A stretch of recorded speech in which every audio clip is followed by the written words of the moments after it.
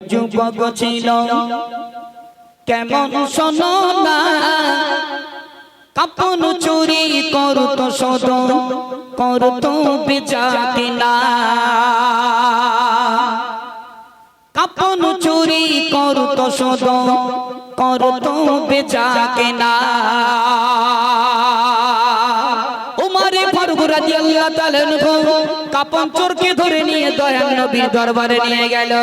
ইয়া রাসূলুল্লাহ গে, ইয়া হাবিবাল্লাহ, হুজুর এই কাপন চোর তোমায় কিছু বলবে।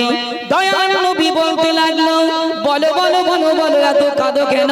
কাপন চোর বলতে লাগলো, ইয়া রাসূলুল্লাহ গে, ইয়া হাবিবাল্লাহ, হুজুর দুনিয়ার জমিনে আমি কাপন চোর, শুধু কাপন চুরি করতাম, কাপন চুরি করতাম, কিন্তু না না না না না, ইবলিস শয়তানের ধোঁকায় পড়ে কবরের ভিতরে মৃত আনসারীর সঙ্গে জেনাবে বিচার করলাম। ইয়া রাসূলুল্লাহ গে, ইয়া হাবিবাল্লাহ, হুজুর আমি কাপন চোর, আপনার কাছে এসেছি, আমি জান্নাতে যাব না জাহান্নামে যাব? আমার নবী, আপনার নবী দোজানের বাদশা এত পরিমাণে কেঁদেছিল। ও বাবা যুবক, কেঁদো না কেঁদো না কেঁদো না, আমার দরবার থেকে চলে যাও, দ্বিতীয়বার এই নোংরা কথা আমার দরবারে উচ্চারণ করবে না। কাপন চোর চলে গেল। ইমাম গাজ্জালী হুজুর রাহমাতুল্লাহ আলাইহি লিখেছেন, ওই কাপন চোর 40 থেকে 41 দিন জঙ্গলে জঙ্গলে বেরিয়েছে, ক্ষুধার জ্বালায় এক পান্ডু পানি পর্যন্ত পান করলো না। ওই যুবক দয়াল নবী যখন মেম্বার থেকে বার করে দিল, জঙ্গলে চলে গেল। ইমাম গাজ্জালী হুজুর রাহমাতুল্লাহ আলাইহি তিনি লিখেছেন, 41 দিন ওই যুবক না খেয়েছিল, 41 দিন না খেয়েছিল। আর আমরা যদি এক সপ্তাহ না খাই আমাদের হাফ কলেরা হবে। ডাক্তারের ডাকতে, ও ডাক্তার আমি শেষ, শিগগির কিছু কর।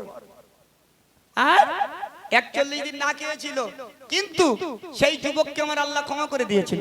চলো কত সুন্দর, একটু মন দিয়ে শোনো। মদিনার কি যুবক ছিল কেমন শোনো না, কাপন চুরি করতো শোধ করতো বেচা কিনা,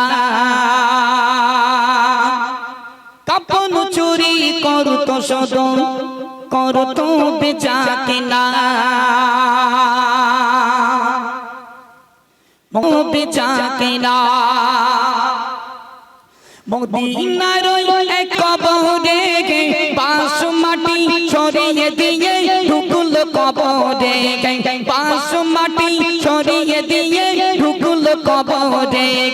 মদিনার এক যুবক ছিল, সে যুবক কেমন শোনো না, কাপন চুরি করতো শোধ করতো বেচা কিনা, কাপন চুরি করতো শোধ করতো বেচা কিনা। মদিনার কি যুবক ছিল, কবরেতে নামার পরে কি করছে দেখো না, কাপন কানা চিনুয়ে নিয়ে দিল যে রওনা। পিছন থেকে এক ব্যক্তি বলিতে লাগিল, বলে এত সুন্দর নারী পেলি যে না করলি না, বলে এত সুন্দর নারী পেলি যে না করলি না। মদিনার কি যুবক ছিল, সে যুবক কেমন শোনো না, কাপন চুরি করতো শোধ করতো বেচা কিনা, কাপন চুরি করতো শোধ করতো বেচা কিনা। মদিনার কি যুবক ছিল, কবরের ভিতরে নামলো, কাপন কানা ছিনিয়ে নিয়ে উপর পর্যন্ত চলে আসলো। ইবলিস শয়তান পিছন থেকে বলতে লাগলো, ও কাপন চোর, ও কাপন চোর, তোমার জীবনের ক্ষুধাটা তুমি মিটিয়ে নেবে না, এত সুন্দর নারী পেয়েছো, এত সুন্দর ঝকঝকে নারী তোমার জীবনে পাবে না। কাপন চোর একবার ডাইনে দেখে, একবার বামে দেখে, কেউ নাই কেউ নাই। ওই কাপন চোর দ্বিতীয়বার কবরের ভিতরে নেমে গেল, মৃত আনসারীর সঙ্গে জেনা করলো। জেনা করার পরে যখন চলে আসবে, আমার আল্লাহ পাক আল্লাহ তাআলা মৃত আনসারীর জবানটা খুলে দিল।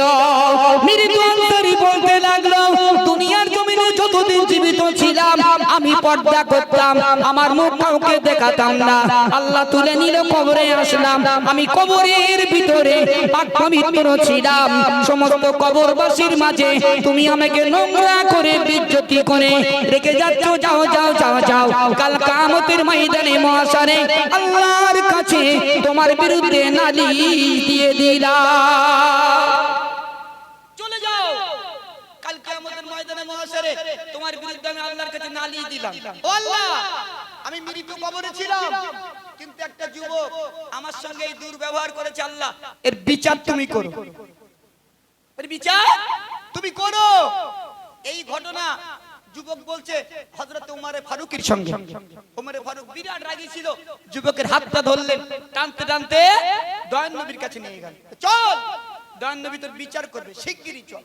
চলো, প্রিয় কবি কি লিখছে মন দিয়ে শুনুন।